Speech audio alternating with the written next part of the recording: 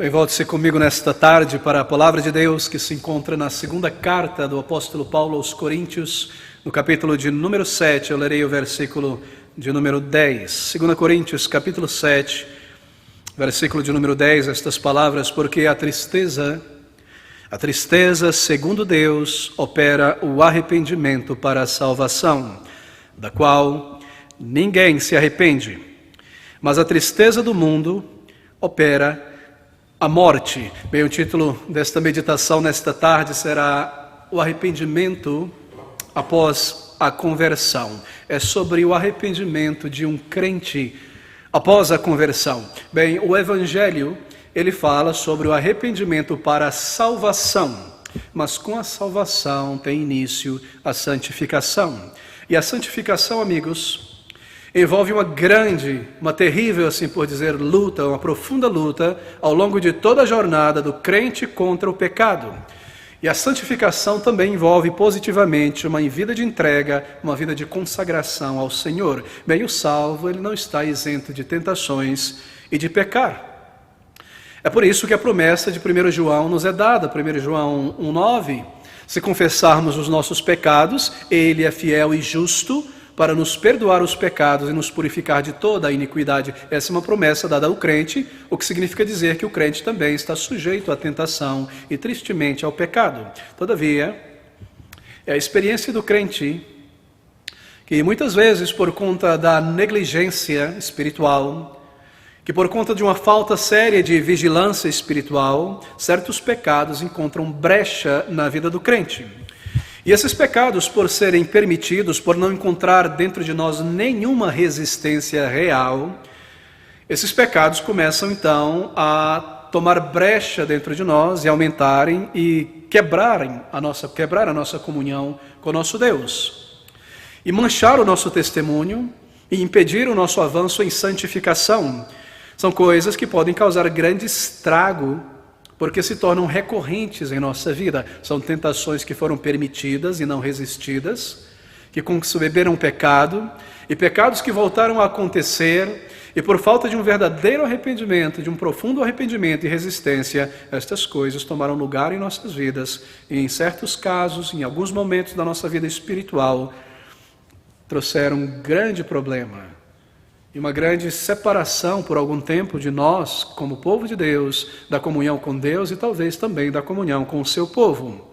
E muitas vezes, queridos amigos, quando este é o caso, de pecados que começam a tomar lugar e nos assediar, e como que viciantes, e permanecer em nós, a única maneira de lidarmos com pecados como esse é através de um profundo arrependimento unido a um zelo forte, um zelo veemente de lutar contra este pecado. Somente essa atitude nos livrará desses pecados que nos cercam e nos colocará de volta no caminho do zelo, no caminho da comunhão com o Senhor e com o povo de Deus. Bem, mas como se dá? Essa é a pergunta nesta tarde.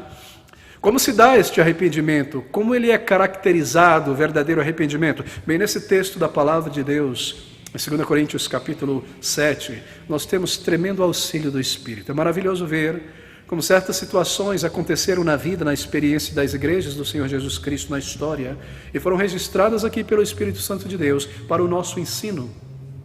Esse texto da Palavra de Deus é de imenso auxílio para o crente, porque ele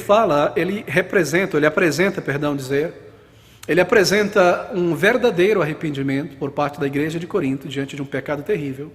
E esse arrependimento ele foi registrado aqui para o nosso ensino.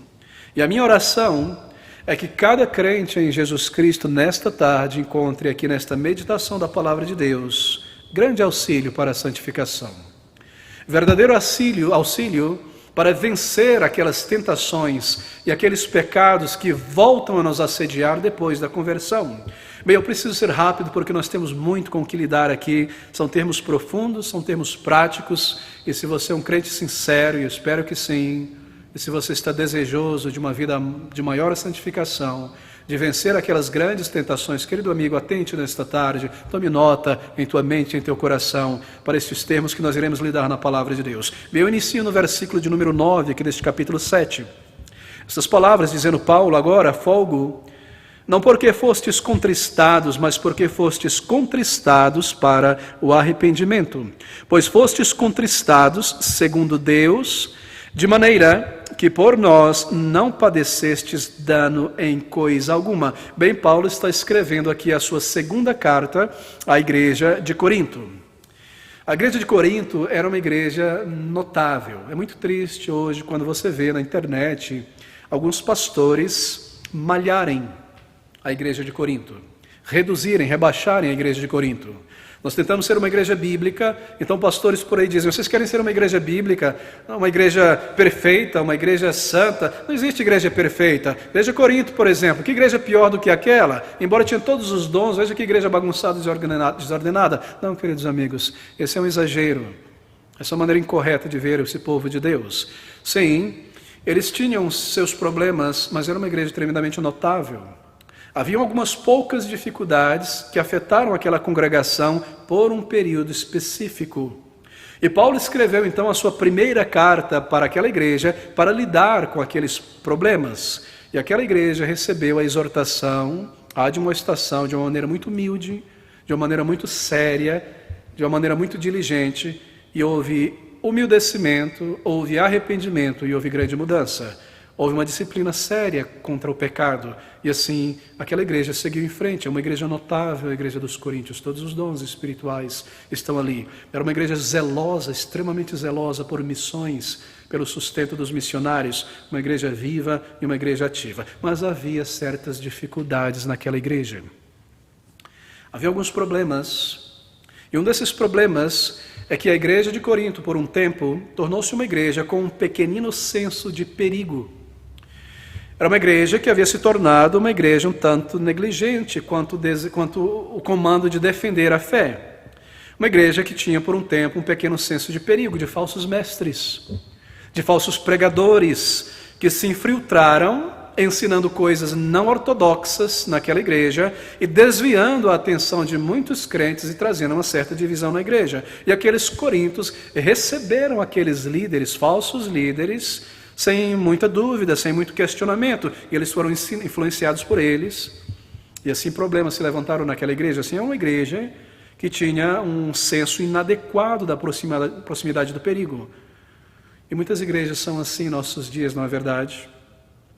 Muitas igrejas parecem ter um senso inadequado do perigo, e as pessoas permitem que certos ensinos que vêm da internet e por certos líderes autoproclamados, ambulantes, por aí, tragam coisas do mundo intrinsecamente mundanas para dentro da casa de Deus, para a adoração, para a vida cristã. Há muitas igrejas que parecem ter um pequenino senso de perigo. Elas não parecem estar atentas ao comando da palavra de Deus e às advertências da palavra de Deus, que viram falsos homens, falsos líderes e falsos ensinos buscando se infiltrar e acabar com a igreja.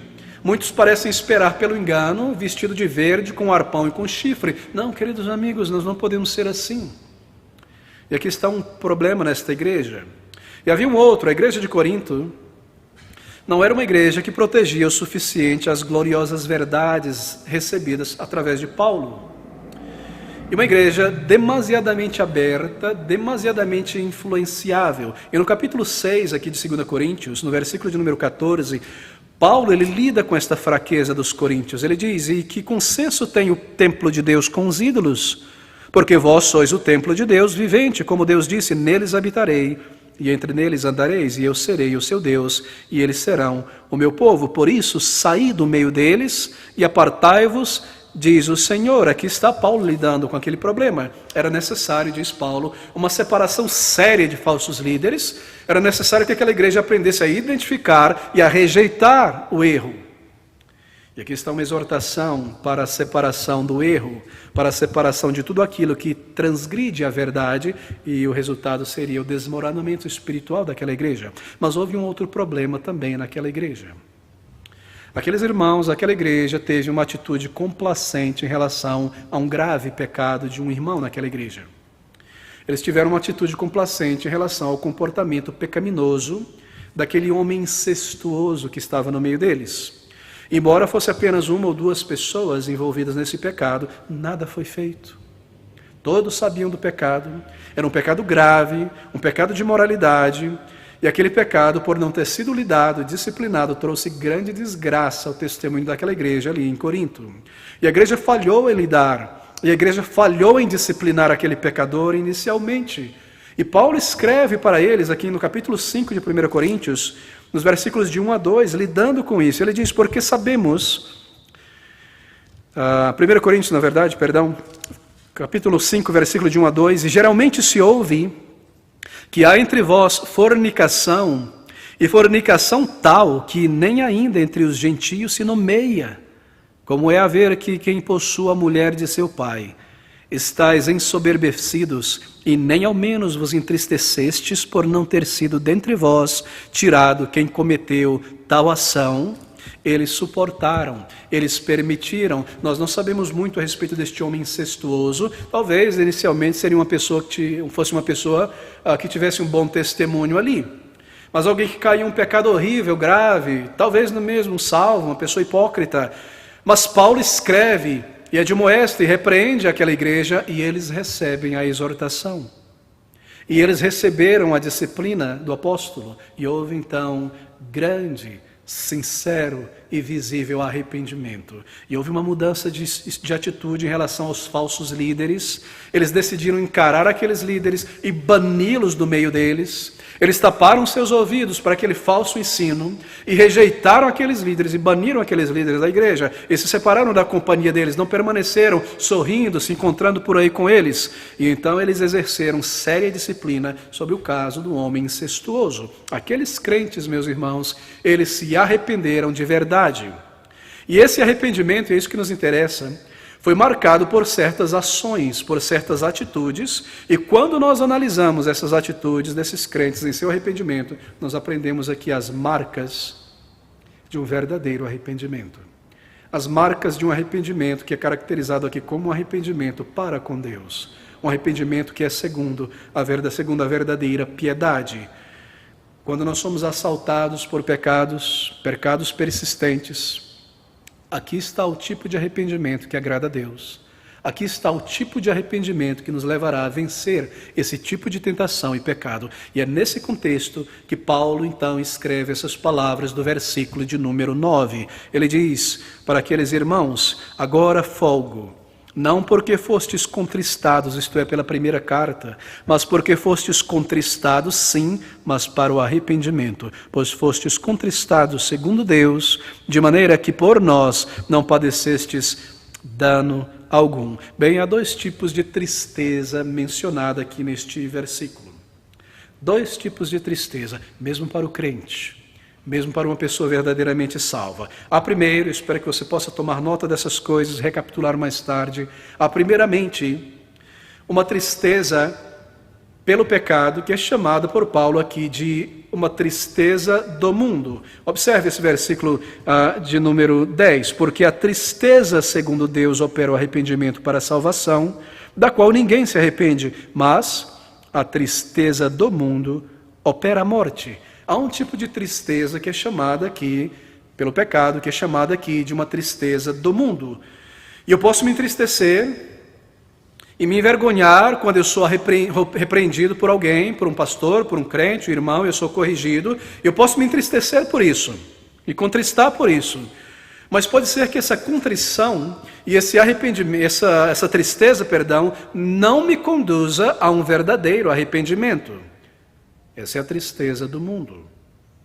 Ou eu posso vir a me contristar de fato e me entristecer por aquilo que eu fiz, por uma atitude, uma palavra, de uma maneira que é segundo a piedade, que seja uma tristeza para com Deus. E o apóstolo chama isso de uma tristeza segundo Deus, isto é, eu me arrependo. Eu quero agora me aproximar de Deus em arrependimento. Eu aceito a repreensão do Senhor. Eu errei, eu não deveria ter feito assim. Essa tristeza que vem sobre mim, como uma culpa na consciência, ela me leva a Deus em arrependimento, em fé, para ser reformado em meu caráter, para ser perdoado, para melhor contentá-lo. Essa é uma tristeza segundo Deus. Assim, há dois tipos de tristeza, mesmo para o crente. Meia pergunta que está diante de nós é a seguinte: qual é o resultado da tristeza pelo pecado em mim?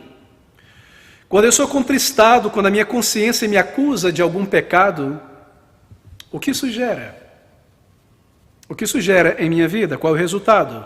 Bem, se eu sou repreendido pela consciência, por um irmão querido em Cristo, isso é necessário, mas eu me torno amargo, e há dentro de mim agora ressentimento, ou eu me sinto constrangido, embaraçado, erradamente de alguma forma, porque o meu comportamento errado foi pego e evidenciado, e agora as pessoas sabem, e elas observaram, e há dentro de mim dissabor, amargura para com as pessoas, ou para com a situação. Bem, esse é um tipo de tristeza ou contrição que não me conduzirá a lugar algum, exceto a morte. Isto é, ela me conduzirá a um maior distanciamento de meu Deus, porque a tristeza, segundo o mundo, opera a morte. Essa é a tristeza ou contrição que é segundo o mundo. É uma tristeza, uma contrição pelo pecado, que na verdade somente me tornará uma pessoa pior. Por quê? Porque eu não estou profundamente envergonhado do meu erro. Eu não estou profundamente envergonhado do meu pecado diante de Deus. Eu não estou de fato contrito pelo meu pecado. Há apenas um certo remorso. Oh, eu tenho remorso. Oh, que eu fui pego com a mão na massa. Mas se eu não fosse, eu continuaria nesse pecado. Não é uma tristeza verdadeira, um remorso verdadeiro, um arrependimento. Eu não estou arrependido. Eu não estou contrito porque eu pequei contra Deus. Eu estou contrito, eu estou triste porque eu fui descoberto, porque se tornou evidente o meu mau caráter, ou a minha atitude errada, ou um temperamento que eu não deveria ter tido. Não foi uma tristeza porque eu pequei para com Deus, contra Deus, diante dos olhos de um Deus tão santo e tão amável que me salvou. Há uma contrição, mas ela é terrena, ela é humana, ela é carnal, é a tristeza segundo o mundo. Eu tenho um pequeno remorso, como no mundo, não é? Segundo o mundo, porque a tristeza, o remorso que o mundano tem é este. Ele se entristece por um pecado, porque ele foi pego com a mão na massa, porque descobriram, porque ele perdeu pontos agora com seus amigos. Ou eu não deveria ter feito isso, pelo menos não dessa maneira, eu me precipitei. Se eu tivesse feito as coisas de uma maneira mais fria, talvez eu não teria sido pego, eu permaneceria nesse pecado. Não, é uma tristeza segundo Deus, para com Deus. Eu não estou arrependido, contrito. Essa é a tristeza segundo o mundo, segundo uma pessoa não convertida. Mas aqui está a tristeza ou a contrição segundo Deus. A tristeza ou contrição segundo Deus é aquela que gera humildade dentro de mim. Há um enternecimento da consciência, há um sentimento de auto-humilhação, de humildecimento, que diz no íntimo: eu pequei contra meu Deus. Eu pequei contra meu Salvador, Ele me salvou, Ele morreu em meu lugar, Ele me lavou um dia. Eu me sinto sujo, eu me sinto um criminoso dentro de mim, eu me sinto um transgressor. Eu devo me aproximar de Deus agora em arrependimento. Eu não posso fugir, eu não posso esconder o meu pecado de Deus. Eu devo vir a Ele para ser perdoado, para confessar o meu pecado, para que esse pecado seja removido de mim e me arrepender. Eu preciso da ajuda de Deus, eu preciso da graça de Deus para virar o rosto contra esse pecado e vencer e melhorar. Esse é um arrependimento para com Deus, segundo a piedade. Eu entendo que o meu pecado foi primeiramente contra Deus. Se eu fiz algo de errado, se eu manchei o meu testemunho, isso quer dizer que eu pequei contra meu Deus. Esse é um arrependimento, uma tristeza para com Deus. Bem, nós vemos essa diferença em tantos lugares. Essa é uma contrição que vem de Deus. É o arrependimento segundo Deus, que gera mudança. Representa, por exemplo, as palavras de Davi, no Salmo de número 51, versículo de número 4. Ouça o que ele diz em seu arrependimento: contra ti somente pequei, e fiz o que é mal à tua vista, para que sejas justificado quando falares e puro quando julgares. Ele traiu a sua esposa, ele se juntou à esposa de um outro homem, ele matou aquele homem, ele fez tudo isso contra o seu próximo, mas ele diz: eu pequei contra ti, Senhor. Foi contra ti que eu pequei, que diz: não matarás, não adulterarás. Essa é uma contrição para com Deus. Assim, queridos amigos, há uma diferença entre uma tristeza que é segundo o mundo, de acordo com o mundo, um remorso que não leva a lugar algum, senão à morte, senão ao distanciamento de Deus, porque o pecado permanece, ele não foi arrependido, confessado e assim não foi perdoado. E um arrependimento, uma tristeza que é segundo Deus, que conduz à vida. Bem, nós vemos essa diferença aqui no versículo de número 10. Paulo dizendo: porque a tristeza segundo Deus opera arrependimento para a salvação. arrependimento do qual ninguém se arrepende, isto é, mas a tristeza do mundo opera a morte. Porque a tristeza segundo Deus, aquela tristeza que busca contentar a Deus e receber o perdão, ela opera o arrependimento para a salvação, do qual ninguém se arrepende. Bem, a tristeza pelo pecado, que é segundo Deus, a tristeza pelo pecado, que é um arrependimento para com Deus, é um arrependimento do qual você não se arrepende. Isto quer dizer que você não volta atrás daquele pecado. Você se arrependeu, então você não se arrepende do teu arrependimento. Isso é, eu me arrependi com sinceridade, com vergonha, com tristeza, e assim o teu arrependimento ele dura. Foi um arrependimento para com Deus, do qual você não se arrepende, não volta atrás. Eu sou movido a mudar a minha atitude para com Deus e a melhorar. Eu não posso me levantar ali e logo voltar àquele pecado, porque foi um arrependimento, uma tristeza para com Deus, que gerou um fruto benéfico, um fruto pacífico, um fruto de arrependimento. Enquanto a tristeza, que não é segundo Deus, que é o tipo de amargura, um tipo de remorso apenas que não leva a pessoa ao arrependimento, é um remorso passageiro. Ele não dura. E alguns dias depois, eu estou novamente envolvido no meu pecado. É como o porco lavado que volta à pocilga. É como aquele cachorro, aquele cão que comeu capim, alguma coisa, e deu uma controvérsia no estômago, e se sentiu mal e vomita tudo para fora, e anda alguns passos depois volta a lamber o vômito. Esse é o arrependimento segundo o mundo. Como se eu nunca tivesse me contristado a respeito, nem me arrependido. O arrependimento ele desaparece, ele não dura. E esse é um arrependimento do qual você se arrepende, isto é, você revoga. Você se esquece que se arrependeu. Você se entrega novamente ao mesmo pecado. Você se sente envergonhado do que você disse. Você se sentiu envergonhado do que você fez, ou que você não fez que deveria ter feito, mas você não se move. Você não se prostra em vergonha e em arrependimento. Bem, você em pouco tempo então retornará a fazer a mesma coisa. E assim você sabe que aquela foi uma tristeza segundo o mundo. Mas a contrição ou a tristeza que é segundo Deus, é segundo a piedade. Quando nós ouvimos a voz da consciência, Deus, pelo seu Espírito, move dentro de nós, e aquele alarme soa dentro de nós, eu não deveria ter feito isso. Como eu pude me permitir fazer, agir, olhar, sentir, pensar desta maneira? Você é movido dentro de você há um sentimento de vergonha, de culpa, e você se envergonha. Então isso te leva a um verdadeiro arrependimento. Ainda embora confessar me traga o gozo e a alegria do perdão, me traga a restauração, essa tristeza ela continua em mim em certa medida. Eu me levanto dali com um senso de perdão e alegria, mas no fundo um pequeno senso de tristeza, porque eu digo a mim mesmo, como eu pude fazer isso contra o meu Deus? E como eu pude voltar a pecar desta maneira? Eu não posso fazer aquilo de novo.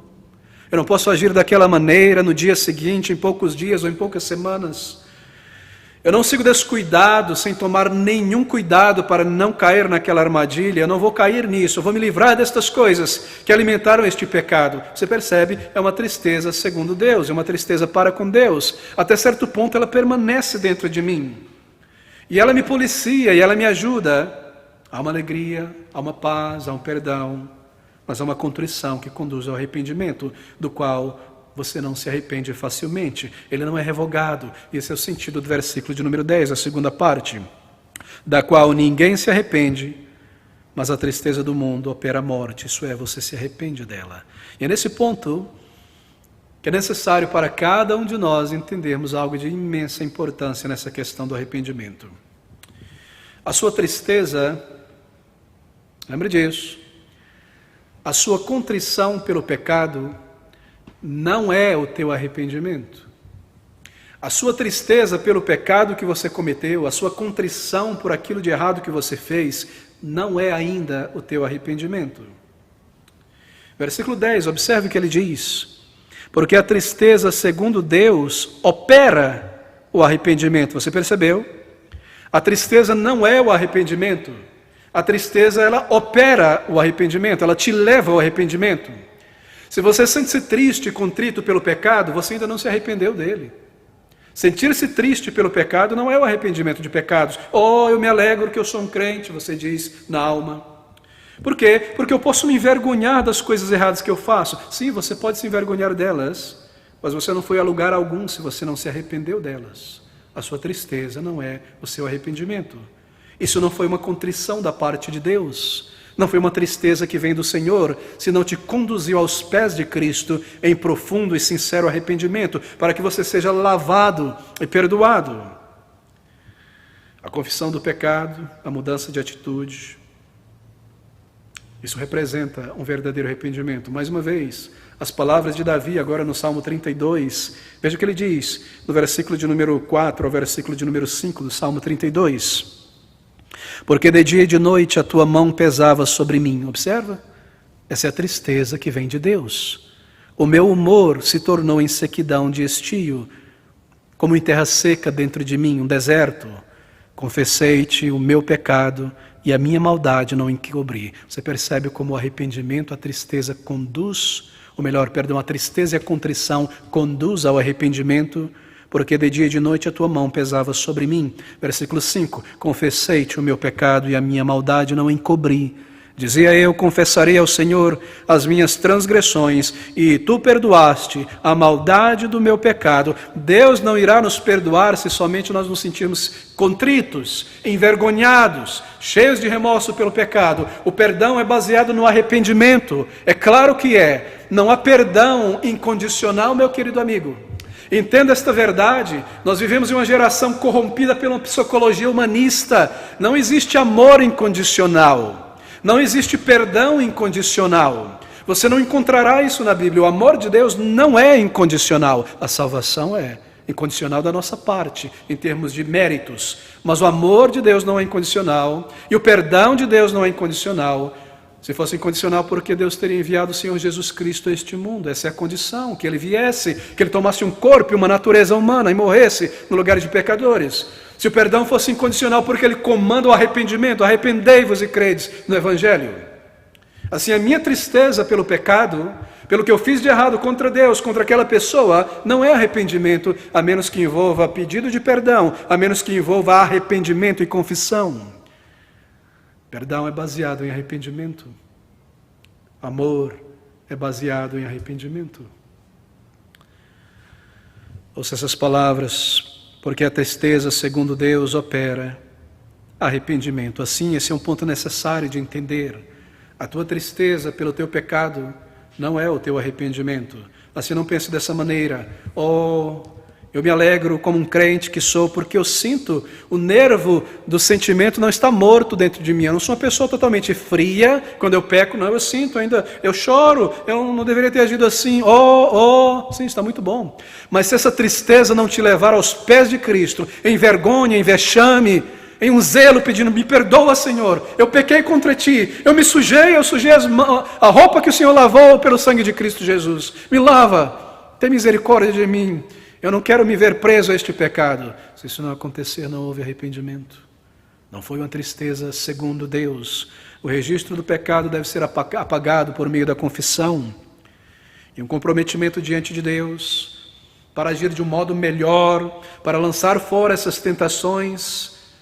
Deve estar envolvido, e essa é a contrição, ou a tristeza de pecado que é segundo Deus. Aqui está a diferença. Bem, nesse ponto nós precisamos distinguir aqui então o arrependimento que é necessário para todos os dias da vida cristã, e o arrependimento, por outro lado, que nós devemos ter diante de pecados persistentes. Há uma diferença, é claro que há. Há um arrependimento diário em relação a pecados persistentes, tentações persistentes, ou melhor, pecados diários, desculpe, aquelas tentações que se levantam dentro de nós, e aquelas tentações que se lançam em nosso caminho, e por outro lado, aquelas tentações para o pecado persistentes, viciosas, que voltam com força. Há um arrependimento diferencial para isto? Claro que há, nós vemos isso aqui. Deixe-me tentar explicar. A cada dia nós devemos vir diante de Deus em arrependimento. Todos os dias nós devemos gastar tempo em oração, seja ao final do dia, de um modo sério, confessando ao Senhor os nossos pecados. Eu me recordo de um pastor pentecostal muito bem intencionado, mas ignorante a respeito da doutrina do arrependimento, da doutrina do pecado. Eu me lembro ouvindo ele falar para um grupo de pessoas meio que exasperado e dizendo: quando é que vocês vão conseguir ficar pelo menos 2, 3 dias sem pecar na vida de vocês? Ele dizia assim: sim, uma boa intenção, mas muito ignorante, porque, queridos amigos, não há um dia em nossa existência em que nós não pequemos, mesmo depois de salvos.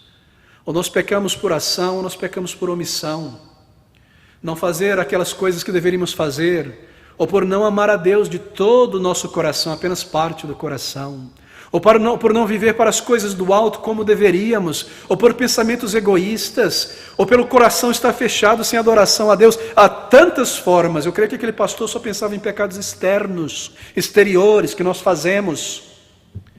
Não parecia compreender os pecados do coração, ou mesmo o nosso dever, muitas vezes negligenciado. Assim, queridos amigos, a cada dia, venha diante de Deus, ao final do dia, e confesse ao Senhor, examine o teu coração, e diga a Ele: Senhor, aqui estão as minhas mãos e os meus pés, lava-me. Sabe o que isso quer dizer? Você se lembra daquele momento? Quando o Senhor Jesus Cristo, próximo da última ceia, antes de ser crucificado, reuniu os discípulos no cenáculo, e de uma maneira tremenda, simbólica, ele toma uma toalha, uma bacia de água, e ele começa a lavar os pés daqueles discípulos. Ele chega próximo de Pedro, e Pedro diz: Senhor, tu não me lavarás os pés. E o Senhor diz a ele: Pedro, se eu não te lavar, tu não tens partes comigo. E Pedro era muito afoito, não é? E ele diz: Senhor, não só os pés, mas também as mãos, e atrás da orelha, e atrás do cotovelo, e as axilas. E ele diz: Senhor, Pedro, aquele que já foi lavado não precisa ser lavado novamente, senão as mãos e os pés. Esse é um símbolo, queridos amigos, isso é uma lição. Aquele que já foi regenerado, lavado no sangue de Cristo, precisa a cada dia lavar as suas mãos e os seus pés diante de Cristo. Por quê? Porque a cada dia da semana nós jornamos em um mundo em que entramos em contato com coisas e colocamos o nosso pé em certos lugares em que nos manchamos e pecamos. Mãos e pés representam a nossa vida diária. Embora fomos lavados do pecado, uma nova natureza, muito melhor, muito mais forte que a anterior, porque nós vivemos neste mundo com a reminiscência do pecado em nós, uma velha natureza, lidando com coisas deste mundo. Nós devemos a cada dia vir ao Senhor Jesus em arrependimento. E esse é um tipo de arrependimento para a vida diária que deve ser consistente e real, sem o qual nós iremos naufragar na fé. Mas, queridos amigos, há um outro tipo de arrependimento. Supone agora, esse é outro tipo de arrependimento, supone agora que você foi aos poucos dominado. Eu não falo mais sobre aqueles pecados, tentações que se lançam em nosso caminho, que se levantam dentro de nós, mas supone agora que você foi tomado aos poucos pela ira, por exemplo, um temperamento ruim, agressivo, bravio, pavio curto. Ou você foi tomado aos poucos, gradativamente, pela cobiça, uma inclinação para ter mais e mais, e você se permitiu colocar os teus olhos sobre certas coisas, e desejar tê-las, e possuí-las, e sentir bem com objetos, roupa, um carro, uma casa, um ambiente social em que você possa se encontrar, uma cobiça absurda, e o diabo, ele nos tenta isso, não é? E assim você foi levado a tomar certas decisões, e gastar dinheiro, ou fazer alguma coisa por algo baseado na cobiça, e não no reino de Deus. Ou talvez, estou dando exemplos aqui, você foi tomado pelo orgulho. E você agora começa a pensar e a se comportar como alguém que é melhor do que os outros. É muito triste ver isso, quando as pessoas andam com um ar de superioridade diante dos demais. Porque você se convenceu que você é uma pessoa de um grande intelecto. Você é uma pessoa de grande capacidade oratória, uma capacidade de análise profunda. E assim você pensa que as pessoas devem te admirar. E a propósito, as pessoas que pensam possuir grandemente, raramente possuem.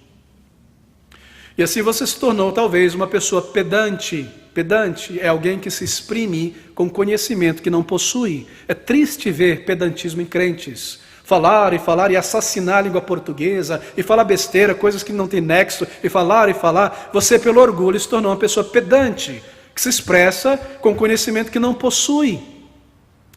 Ou você se tornou uma pessoa arrogante, Você se permitiu isso em sua imaginação. Isso começou quando você começou a viajar na imaginação. Sempre no centro do palco, o grande herói, o grande médico, o grande professor, o grande jogador, o grande músico, eu. Daqui a pouco você se comporta dessa maneira imaginária no meio do povo de Deus, na rua, no trabalho. Você se permitiu isso. Isso é algo feio, algo terrível. E talvez o diabo te levou a nutrir essa atitude e você a nutriu. Estou dando exemplos aqui. Ou talvez você se tornou uma pessoa que não recebe admoestação. Uma pessoa não admoestável. E as pessoas falam com você e você não recebe e contradiz, não muda, não admoestável. Ou talvez você se tornou uma pessoa irrazoável em casa, com a família, já não age mais com gentileza, e a hostilidade se levantou no casamento, nunca deveria ter acontecido, você nunca deveria ter permitido isso. Ou talvez, amigo, você se tornou uma pessoa dado à fofoca, e você começou a ter prazer nisso, e é a primeira pessoa a anunciar uma nova notícia. E uma característica de uma pessoa fofoqueira é que ela também é uma pessoa bisbilhoteira, e você não sai mais do Facebook. E você começa a suspeitar de todo mundo e ter uma curiosidade carnal pelo estilo de vida de fulano, de Beltrano. O que está fazendo? Será que está pecando? Será que está fazendo alguma coisa de errado? Deve haver alguma coisa podre na vida dessa pessoa. Ninguém é tão santo, não existe santos, todo mundo é podre, porque eu erro, eu minto, então assim todo mundo é. Você tornou uma pessoa fofoqueira, uma pessoa insincera. Ou talvez você foi atraído, engodado por uma concupiscência perigosíssima, por coisas sensuais, gráficas. Algo que te trará grande desastre em tua vida em pouco tempo. E Satanás garantirá que uma vez que você provou disso, você seja alimentado mais disso, e como um peixe ele te fisgue no anzol e te leve onde ele deseja, e você como um viciado não consiga vencer isso. Ou talvez você se deu a insinceridade aos poucos. No lugar de se arrepender dos seus erros, você começou a encobri-los com palavras de insinceridade, meias verdades, grandes mentiras, pequenas desculpas, aumentando a verdade, diminuindo, torcendo para se safar, insinceridade nos relacionamentos, insinceridade nos compromissos, ou talvez você simplesmente passou a negligenciar as suas devoções e já não ora mais, e sempre tem uma desculpa, e já não se encontra sozinho com o Senhor, e recluso com o teu Criador, e já não adora a Deus. Algum pecado tomou lugar em tua vida depois de algum tempo, e fincou espaço, e ficou pé, e você se vê controlado e guiado por estas coisas. Bem, em outras palavras, algo causou uma mancha, uma impressão em tua vida, e Satanás aproveitou da tua própria concupiscência e complacência, e te colocou nesse estado infeliz, talvez, que você se encontra, e a única maneira de rever, de mudar, de sair desse lugar, não é através de um descarrego, não é através de uma campanha de oração, não é através de pular uma fogueira santa, não é através de algo imediato, instantâneo, não. É através de um sério, profundo, verdadeiro arrependimento diante de Deus. Não através de mágica, mística, humana, criada em igrejas por aí, que abandonam a santidade, que abandonam a palavra de Deus e oferecem remédios místicos às pessoas. A única maneira de se livrar disso é através de um arrependimento profundo e real. Você nunca vencerá esse pecado se não houver um arrependimento sério, o tipo de arrependimento dos Coríntios, um arrependimento para com Deus. Uma contrição profunda, um ódio profundo por este pecado, e mesmo, se necessário, meu irmão, uma violência santa para se livrar deste pecado em tua vida. E esses versículos, eles são de profunda ajuda para nós. Porque nós estamos lutando contra o nosso velho ser. Cada um de nós está lutando contra aquele velho homem, aquela velha mulher. E essa é uma luta contínua, braçal, diária. O diabo tenta constantemente nos levar de volta ao pecado. E ele coloca diante de nós tentações poderosas para nos levar ao chão. E se nós não nos arrependermos de uma maneira real, consistente, então ele terá sucesso e vantagem sobre nós. Bem, queridos amigos, Veja esse versículo de número 11, porque aqui há tremenda ajuda para nós, se nós nos encontramos nesse momento da vida, nesse estado espiritual. Versículo de número 11. Essas palavras: porque quanto cuidado não produziu isto mesmo em vós, que segundo Deus fostes contristados, que apologia, que indignação, que temor, que saudades, que zelo, que vingança, em tudo mostrastes estar puros neste negócio. Que palavras, não é? Meus irmãos, marque isso, tome nota. Aqui estão 10 elementos que envolvem um verdadeiro arrependimento para com Deus. Aqui estão 10 características de um verdadeiro arrependimento para com Deus, do qual você não se arrepende. Eu me refiro a pecados persistentes que tomaram lugar na vida. E isso está registrado aqui, esses passos, esses ingredientes para o nosso arrependimento. Quando nós nos encontrarmos enredados por um pecado como esse que acabei de escrever ou qualquer outro. Observe os termos usados pelo apóstolo, inspirado pelo Espírito no versículo 11. Ele começa dizendo, nós seguiremos minuciosamente agora nesse pouco tempo restante.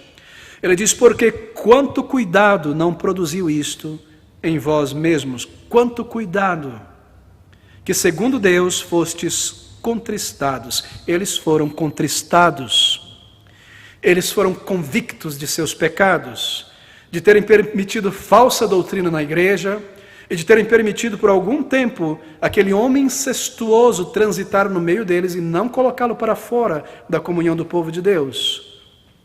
Mas ao receberem a carta de Paulo e a repreensão do apóstolo, eles foram contristados. E essa contrição foi uma contrição segundo Deus. Ó irmãos, que cada um de nós, ao pecarmos, tenhamos essa contrição para com Deus. Vergonha, profunda tristeza pelo pecado. Mas uma contrição segundo Deus que conduz à ação, à confissão sincera, à mudança de atitude. Você sabe que o diabo ele é muito sutil.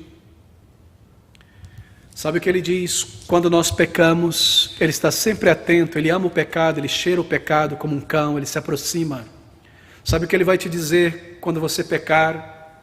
Ele dirá assim, depois que você pecar, oh, não se oprima demais, você está bem, você é um crente, você não está vendo? Você cometeu esse pecado horrível, mas veja, você sente remorso. Viu? Você não é frio, você não está morto. Isso significa que você possui valores cristãos, sim. E você é sincero porque você sabe que isso que você fez de errado não é certo, é errado. Isso é o suficiente. Não precisa se martirizar. Você já se arrependeu, você sentiu mal, você é um crente de verdade, para por aí, viva a alegria do Senhor, você é um filho de Deus. É isso que ele dirá em teu ouvido. Não, querido, isso não está bem, não, diz o Senhor.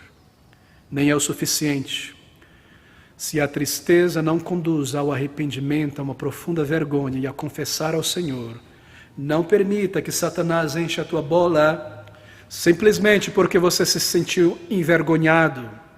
Deve ser uma tristeza segundo Deus, uma tristeza que conduz aos joelhos e ao arrependimento e a lágrimas e a uma mudança, uma busca por perdão e a um desejo, um plano para mudar. Não permita que Satanás te engane. E aqui está o primeiro termo que caracterizou essa contrição, esse profundo arrependimento, versículo de número 11, porque quanto cuidado não produziu isto mesmo em vós. Cuidado, isto é, solicitude, uma atitude proativa, uma solicitude. Vocês estavam prontos a se arrepender. Quando eu escrevi a vocês a primeira carta, vocês ouviram, vocês se sentiram contritos e vocês estavam solícitos, prontos a se arrepender, prontos a mudarem. Arrependimento para com Deus envolve solicitude, prontidão. Se você percebe que você foi enredado por um tipo de orgulho, bem, você deve se arrepender então, meu irmão, minha irmã, com prontidão, com solicitude. Isso é algo sério. Se você procrastinar um dia, 2 dias, o diabo te derrubará, porque um abismo chama outro abismo. E um pecado permitido na mente prepara a mente para um pecado maior. E quando você peca e encobre, como Davi no Salmo 51 e 32, o teu interior se ressecará, e você se desarmará diante do diabo, e ele colocará todo tipo de tentação diante de você para te manter no pecado. Assim, um verdadeiro arrependimento, uma contrição verdadeira para com Deus, uma tristeza para com Deus, produzirá um arrependimento solícito, logo, pronto. Você deve estar pronto a se arrepender e se livrar desta mancha e trazê-la aos pés de Cristo para ser lavada e tirada de você e não seguir em frente. Ele diz que atitude, que cuidado, porque quanto cuidado, você tem esse cuidado quando você se arrepende.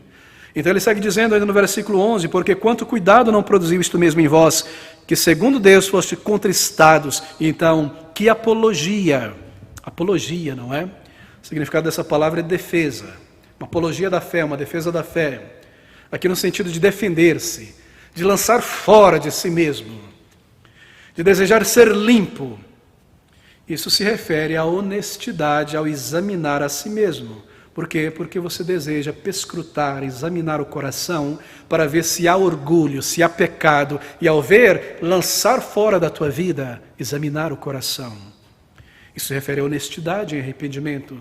Eles não disseram coisa do tipo, aqueles coríntios, quando Paulo repreendeu eles sobre os falsos líderes e sobre o homem incestuoso, eles não disseram algo assim, Paulo, isso não é algo típico nosso, nós não somos assim, você sabe, essa é uma coisinha à toa, nós vamos consertar isso, nós somos capazes. Não, eles não disseram isso. Eles disseram, isso é algo sério, isso é algo terrível. Nós vemos agora a extensão do nosso pecado, nós vemos agora quanto nós precisamos nos arrepender, e isso levou aquela igreja a se tornar envergonhada e a se sentir ofensiva diante dos olhos de Deus. Que apologia, que desejo de se ver livre da mancha, da vergonha. Eles não disseram, olha, isso é só um pecadinho na minha vida, é só um pecadinho na vida da igreja, queridos irmãos, vamos relevar. Não, eles disseram, isso é algo gigantesco, isso é algo horrendo. Nós, assim por dizer, espantamos o Espírito de Deus, porque Ele é o Espírito Santo, Ele não habita no meio do pecado. E se o Espírito de Deus não está aqui, a nossa pregação é em vão, ninguém será convertido, não haverá amor fraternal, haverá picuinhas e mais picuinhas. O que nós fizemos? Nós pecamos contra Deus, nós persistimos no pecado, isso é algo grave. Eles não disseram, isso é um pecadinho. Que apologia, que limpeza de vós mesmos, esse é o sentido intentado aqui pelo termo. Querido irmão, arranque pela raiz o pecado. Pergunte a si mesmo, o que me levou a chegar a esse estado terrível em que eu me encontro agora, com essa atitude, com essa imaginação, esse pecado que volta e eu me alimento dele? Examine-se a si mesmo. Pare. Seja sério, busque a fonte do pecado. Não lide com a folha podre, lide com a raiz. Todo pecado é alimentado por algo. O que está por trás de um temperamento tempestivo, senão o orgulho. Eu não posso ser contradito. Eu não posso ser contradito por ninguém. O que está por trás da autocomiseração, senão o orgulho. Ninguém me ouve, ninguém me entende, tudo vem contra mim, autocomiseração. Todo pecado é alimentado por algo. Examine o coração, arranque pela raiz a causa do pecado, pergunte a si mesmo, examine-se a si mesmo, seja sério, pare, busque a fonte, porque eu estou me entregando a essa cobiça. O que está por trás dessa cobiça? Será que eu estou gastando tempo olhando coisas na internet, querendo ter, desejando ter o que os outros têm? Eu preciso cuidar dos meus olhos, eles são as lâmpadas que iluminam para dentro da alma. Porque eu estou permitindo esse tipo de atitude? Eu não tinha essa atitude antes. Procure a razão, querida, a raiz. Não deixe o diabo cochichar em teu ouvido e dizer, isso não é tão mal assim quanto parece. Eu vejo tanta gente fazer isso, fazer assim, agir dessa maneira. Não permita que ele diminua a gravidade do teu pecado, seja cobiça, seja fofoca, algo sensual, seja preguiça, seja complacência diante de coisas sérias, e você vê coisas vulgares, coisas sérias acontecendo, e você é complacente diante disso. Como você chegou a esse estado de complacência? Seja o mau temperamento, ou tentar justificar a falta de honestidade, a que ponto nós chegamos? É necessário uma limpeza profunda, não apenas desempoeirar a superfície, faça uma limpeza completa. Se eu tenho agido de um modo orgulhoso nessa área, certamente eu tenho sustentado orgulho também em outra área, porque o orgulho é uma raiz que se manifesta de muitas maneiras. Eu preciso lidar com este meu orgulho, eu preciso erradicar essa postura. Que apologia, que esforço real. Então ele segue dizendo, que indignação, porque quanto cuidado não produziu isto em vós mesmos, que segundo Deus fostes contristados, que apologia, que indignação, que temor, que indignação, que senso de vergonha e indignação contra vocês mesmos, diz Paulo. Oh, eu me permiti fazer isso, eu me permiti chegar a esse pecado, eu permiti o meu orgulho chegar a esse ponto, a minha fofoca chegar a esse ponto, o meu ressentimento contra as pessoas chegar a este ponto, ou essa letargia com as coisas de Deus tomar essa proporção de dias, de semanas. Eu estou indignado comigo mesmo. Que indignação! Eu estou indignado comigo mesmo. Isso caracteriza um verdadeiro arrependimento. Eu saí por aí pretendendo ser um crente em Jesus Cristo, quando o tempo todo eu estou permitindo esse orgulho horrendo dentro de mim. Eu estou indignado comigo mesmo. Eu deixei que Satanás controlasse o meu coração e o meu pensamento. Como eu posso ter me permitido chegar a esse ponto? Eu estou indignado comigo mesmo. Assim, verdadeiro arrependimento envolve uma medida grande de indignação consigo mesmo, não com o próximo. Eu mereço ser exposto, você diz. Eu mereço ser envergonhado. Eu estou indignado comigo mesmo. Eu mereço na igreja, se eu pequei na igreja, sendo complacente, letárgico, deixando a obra de Deus, me envolvendo em fofoca. Eu mereço ser colocado numa classe, num grupo especial da igreja, entre aquelas pessoas que envergonharam Cristo, aquelas pessoas que transtornaram Cristo. Eu mereço que coloquem em mim um chapéu de cone e me coloquem numa cadeira no canto da igreja para sentar lá. Bem, isso não vai acontecer, claro. Não estou sugerindo que nada do tipo aconteça numa igreja. Mas essa é a força do termo indignação. Que indignação comigo mesmo. Como eu pude me permitir isso? Verdadeiro arrependimento envolve essa indignação. E Paulo segue em frente dizendo, aqui estão as características de um verdadeiro arrependimento. Que apologia, que indignação, que temor. E esta palavra ela é preciosa no arrependimento verdadeiro. Que temor. Quando você olha com seriedade cristã, com que você se envolveu, as coisas que você se permitiu, a minha cobiça, o meu orgulho, a minha fofoca, a minha contenciosidade, a minha preguiça com a obra de Deus, o algo sensual, eu mereço ser reprovado pelo Senhor, eu mereço ser banido da casa de Deus, excomungado. Eu temo que isso aconteça, eu temo que o Senhor me tire os privilégios, eu temo que Ele tire de mim a alegria espiritual, eu mereço o julgamento de Deus, eu temo isso. Soa forte, não soa? Mas esse temor deve estar presente em um verdadeiro arrependimento. Eu temo agora perder os privilégios que o Senhor me deu e as bênçãos espirituais. Eu temo agora desmantelar o meu testemunho na minha família por ter me permitido chegar a esse ponto. Eu temo. E esse arrependimento diante de Deus é um arrependimento com temor e reverência que diz: Senhor, eu me arrependo, mesmo sem merecer, eu confesso a Ti. Eu sei que eu mereço o Teu castigo, a Tua repreensão, e se o Senhor me repreender e me disciplinar, eu vou aceitar. Eu me arrependo, Senhor. Eu posso seguir em frente, meu Deus. Eu posso seguir em frente sem este objeto, sem este mimo, sem este lazer, sem esse conforto. Eu posso seguir em frente na vida, mas eu não posso seguir em frente sem o Teu perdão. Eu temo não ter o Teu perdão. Esse é um arrependimento para com Deus. Essa é uma tristeza para com Deus. Eu temo cair novamente, me envergonhar o meu testemunho diante do Teu povo, diante do mundo. Eu temo pecar novamente, Senhor. Eu temo voltar atrás em meu pecado. Que temor. Que temor. Deve haver temor em verdadeiro arrependimento.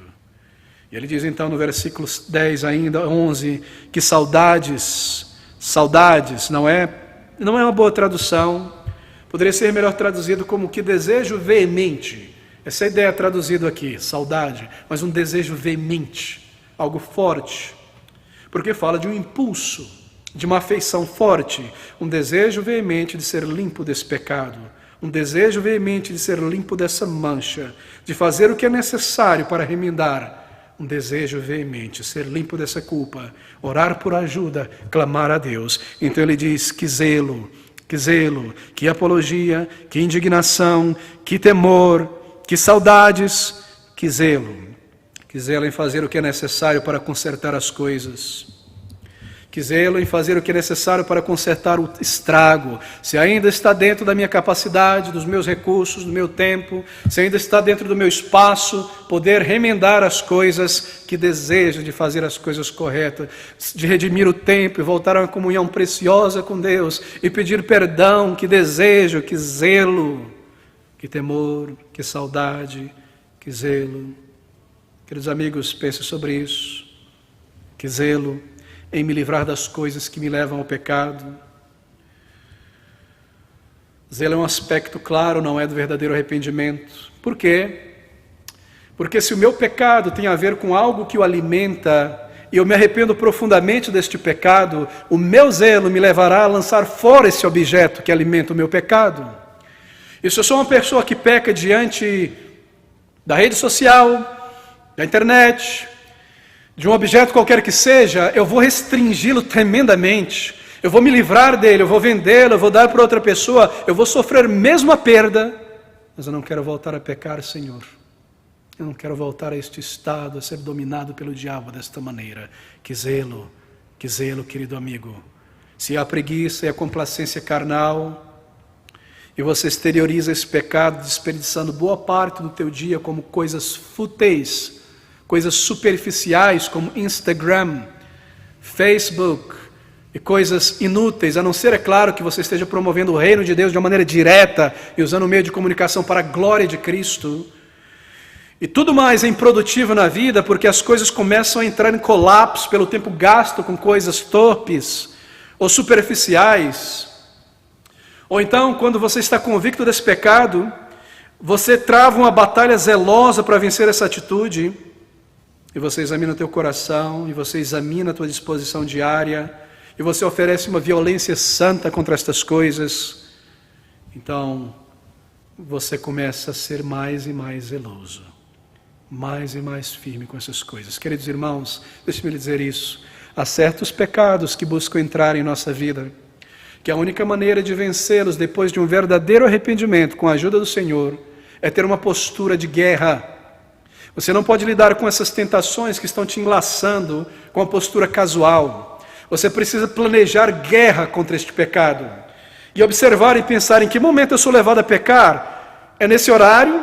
É quando eu estou assim cansado? É quando eu não tenho nada para fazer e eu me entrego a ver coisas que eu não deveria? Ou quando isso acontece, quando eu estou envolvido com certas coisas, eu preciso pensar e planejar guerra contra esse pecado até vencê-lo, até ter domínio sobre ele, e aí eu posso relaxar um pouquinho mais, assim por dizer, mas nunca baixando a guarda.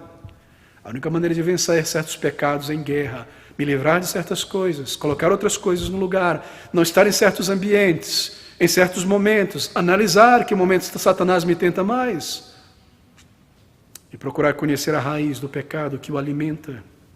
Zelo é um aspecto claro, não é? Do verdadeiro arrependimento espiritual. Não é simplesmente, Senhor, me perdoa. E é isso aí, nada mais. Eu não preciso me preocupar com nada mais. Eu baixo a guarda e Satanás me dá um jab de direito, logo eu estou no chão. Verdadeiro arrependimento envolve zelo. Zelo, querido. Bem, você não pode se arrepender de todo e qualquer pecado ao longo desses parâmetros, não é? Porque você teria que ficar acordado 24 horas por dia se arrependendo assim. Porque nós somos tentados ao pecado diariamente, enquanto nós estivermos aqui neste mundo. Mas no que se refere a esses pecados pegajosos, viciosos, que voltam e que são cruéis e terríveis, e pela astúcia de Satanás toma conta de você e começa a governar a tua vida e manchar o teu testemunho, pecados como esse, você só pode lidar com um arrependimento do tipo versículo 11 de 1 Coríntios capítulo 7. Porque quanto cuidado não produziu isto mesmo em vós, que segundo Deus fostes contristados, que apologia, que indignação, que temor, que saudades, que zelo, que vingança, vingar-se desse pecado, isto é, me livrar destas coisas que me levaram ao chão, colocar o oposto dele no lugar dele, fazer algo, é uma guerra, é um combate. E aqui está, meus queridos irmãos, eu preciso correr para o final. Eu devo, ao concluir este sermão, chamar a sua atenção mais uma vez para este versículo 11. Há uma partícula de grande importância aqui, ela marca tudo que nós dizemos. Observem, porque quanto cuidado não produziu isto em vós, isto mesmo em vós, observe, aqui está ela, que, segundo Deus, fostes contristados, que apologia, que indignação, que temor, que saudades, que zelo, que vingança. Você percebeu? Esse termo aparece 7 vezes. E ele é colocado aqui de propósito, para ênfase. Não está no original, na verdade, no grego, mas os tradutores acertaram. Porque os termos no original, eles trazem uma força, uma ênfase. O apóstolo Paulo, ele está dizendo que em todas estas coisas, vocês, coríntios, foram tremendamente cuidadosos. Houve uma grande diligência e cuidado em se arrepender. Ele diz, que apologia, que indignação. Ele não diz apenas uma apologia, uma luta, uma indignação, mas que indignação contra o pecado. Vocês realmente mostraram-se arrependidos. Houve grande indignação, houve grande veemência, houve grande zelo, houve grandes vinganças. Eles se livraram de todo falso líder. Eles taparam os ouvidos para a heresia. Se eles tivessem internet naqueles dias, eles bloqueariam aqueles canais. Eles não ficariam ali olhando, ouvindo, para ver se tem alguma coisa boa misturada com o erro. Você já viu isso, essa atitude de crente? Ele come toda a pipoca do saquinho, e lá no fundo tem aquele milho queimado, ele fica procurando por um pedacinho bom para comer ainda, para comer carvão. Não, eles lançaram fora, eles aprenderam a distinguir o erro e a rejeitar o erro. Que veemência! Eles ouviram pessoas que se dizem crentes, reformados, calvinistas, mas tomando os termos gloriosos da palavra de Deus, com linguagem chula, fazendo piada do nome de Cristo. Eles disseram, eu não quero isso. Eu quero um verdadeiro calvinismo, eu quero a glória de Deus em minha vida, eu quero santificação, eu quero estar com pessoas que são santas e buscam a santidade. Eu não quero essa coisa misturada com o mundo, eu quero a verdadeira santidade, eu quero a soteriologia puritana, eu quero a santificação puritana, eu quero uma vida para o Senhor, eu quero uma piedade bíblica. Se eles fossem crentes do primeiro século, ao verem essas coisas na internet, eles teriam uma veemência, eles olhariam para esses sites, essas páginas de mulheres piedosas, mulheres inconformadas, e eles diriam para si mesmos, mas isso não é piedade? Piedade não é um quadro bonito de uma mulher vestindo uma roupa decotada, deitando no meio de flores. Piedade não é ociosidade, piedade não é tomar cafezinho com um monte de livrinho bonito, piedade é santidade, é vigor contra o pecado. Eu não quero esses canais na minha vida. Eu não quero ouvir sobre coisas torpes e imundas, disfarçadas de piedade. Eu quero santidade, que veemência. Eu quero me livrar destas coisas, eu quero a palavra de Deus. Eu quero estar com pessoas maduras, que amam a palavra de Deus e que não brincam com o pecado. Eles diriam a si mesmo, como pode essas pessoas com esses canais ditos reformados, mas você só vê briga e debate, e pessoas chamando um de uma coisa, chamando o outro de outra coisa. Eu não quero me envolver nessas coisas. Eu quero andar com aqueles que com o coração puro invocam o nome do Senhor. Que veemência, que indignação, que temor de pecar, que temor de uma vida inútil.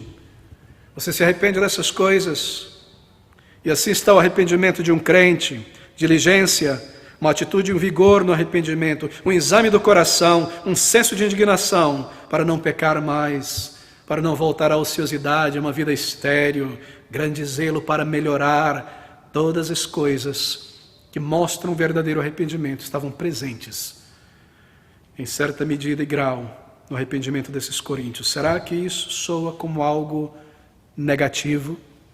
Não, queridos irmãos. Isso gera tamanha libertação. Como eu posso me livrar das minhas piores tendências, dos meus piores pecados, quando uma certa postura estraga a minha vida espiritual, como marido, como esposa, como irmão, ou a minha vida dos pensamentos? Como eu posso me livrar disso? Bem, somente com o tipo de arrependimento descrito aqui em 1 Coríntios 7, nos versículos 10 em diante. O arrependimento que é segundo Deus. Uma contrição que é segundo Deus, que me leva a um arrependimento verdadeiro. Esse tipo de arrependimento não será arrependido, não será revogado, nem facilmente perdido. As pessoas dizem, esse é o segredo para a santificação. Aquele é o segredo para uma vida santa. Não, queridos amigos, esse é o segredo. E não é segredo nenhum, porque está publicado aqui na palavra de Deus. E nós podemos agir assim também, e nos libertar daquelas coisas que nos contaminam e tomam o nosso tempo e nos maculam e nos mantêm no playground da vida espiritual sem crescimento. Então, fazendo isso, agindo assim, nós amaremos mais ao Senhor e seremos mais como Ele. E nós honraremos ao Senhor e seremos abençoados por Ele. E não seremos facilmente levados pela maré de tolices que tem levado para longe tantas pessoas de uma vida santa, de uma vida frutífera, de uma vida vigorosa. Queridos amigos, um versículo que de início aparenta ser negativo, mas que gera frutos tremendos e positivos para a nossa vida. Nós podemos aplicar esses parâmetros em todos os casos. Em qualquer tentação que nos assedie, em qualquer grande pecado que nos mantenha longe do Senhor, em qualquer momento da nossa vida em que nós caiamos em si e percebemos a que ponto nós chegamos de torcer a verdade, nos afastar de um padrão reto diante de Deus, de perdermos tempo com tolices, de mancharmos o nosso testemunho, de uma vida infrutífera. Aqui está o meio de se libertar. É maravilhosa a palavra de Deus. É maravilhosa a palavra de Deus. Se nós abraçarmos com fé esses padrões, verdadeira contrição, verdadeiro arrependimento, verdadeiro zelo, então nós somos mais do que vencedores em Cristo Jesus, o nosso Senhor.